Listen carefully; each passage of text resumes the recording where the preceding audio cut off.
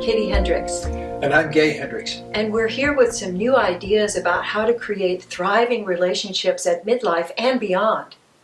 So here's a really big idea from our new book, Conscious Loving Ever After. Many people in their relationships get their energy and get their fuel from blaming each other, blaming and criticizing each other.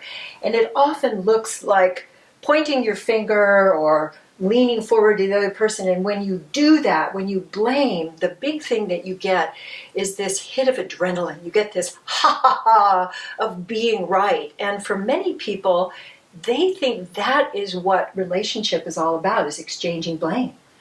So one thing that a lot of people don't realize is when people leave relationships, one of the main reasons they leave, they say, is because they got tired of the chronic criticism and blame.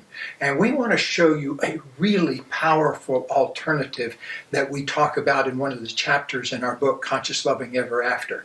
It's really moving from blame to wonder. And you can start it by moving your finger from pointing to back to yourself while creating a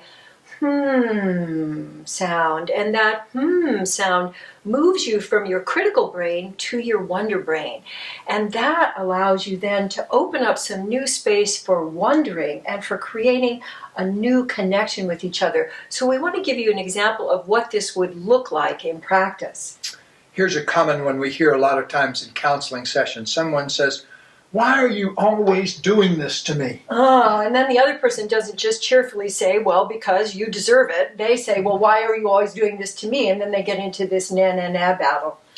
So that's a blame statement. Why are you always doing this to me?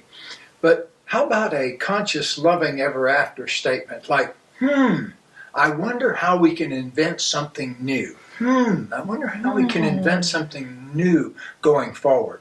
Even when I hear that, I get excited. I feel the possibility of something new. And what that does then is create an opening for each of you. So another very common complaint that people have is, "You never listen to me. You never listen to me."